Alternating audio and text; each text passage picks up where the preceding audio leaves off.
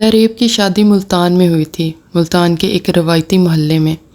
لاریب کی فیملی میں اس کی ساس سسر، 2 کنواری نندیں اور ایک دیور رہتا تھا۔ لاریب ایک خوش اخلاق، سلیقہ مند اور ملنسار لڑکی تھی، لیکن گھر کے حالات نے اسے تھکا دیا تھا۔ جب بھی لاریب اپنا ذاتی ٹائم گزارنے کی کوشش کرتی تو کوئی نہ کوئی بنا اجازت کے اس کے کمرے میں آ جاتا، یہاں تک کہ اس کی نندیں اکثر اس کے کمرے میں بنا اجازت آ کے اس کا میک اپ اور اس کے کپڑے استعمال کر لیتی۔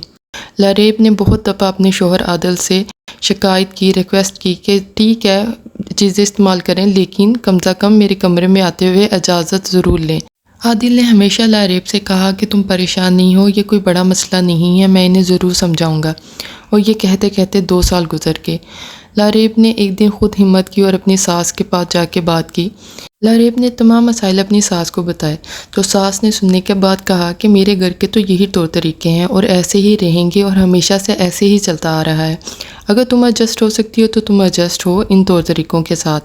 لاریب نے کہا کہ میں آپ کے ان پرانے طور طریقوں کا احترام کرتی ہوں، میں ان میں خاصا چینج نہیں چاہتی، لیکن میں چاہتی ہوں کہ سب کی پرائیویسی کا خیال رکھا جائے اور وقت کے ساتھ طور طریقوں میں تبدیلی لانا سب کے لیے بہتر بھی ہوتا ہے اور اچھا بھی ہوتا ہے۔ خیر، ساس نے یہ ساری باتیں سن بھی لی اور سنا بھی دی، لیکن جب سے لاریب نے اپنی ساس کے ساتھ یہ ساری باتیں، اپنے مسائل شیئر کیے تھے، ان سے ڈسکس کیے تھے، تب سے گھر کا جو ماحول ہے وہ بہت زیادہ تناؤ والا، اور گھر میں کوئی بھی لاریب سے اب اچھے سے بات نہیں کر رہا تھا۔ تو آپ کو کیا لگتا ہے کہ لاریب نے اپنی باؤنڈریز کا، اپنی پرائیویسی کی بات کر کے اپنی ساس کے ساتھ ٹھیک کیا کہ نہیں؟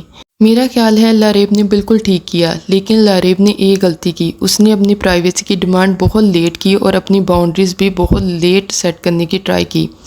شادی کے فوراً بعد اگر لاریب اپنی پرائیویسی اور باؤنڈریز جو ہیں وہ امپلیمنٹ کر دیتی تو آج اسے یہ ساری سچویشن سے نہ گزرنا پڑتا۔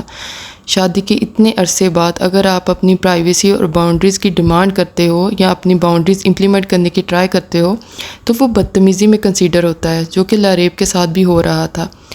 تو اگر آپ کا بھی کوئی ایسا ایکسپیرینس ہو تو کمنٹ سیکشن میں ضرور شیئر کیجیے گا۔ اپنا بہت سارا خیال رکھیے گا، دعاؤں میں یاد رکھیے گا۔ اللہ حافظ۔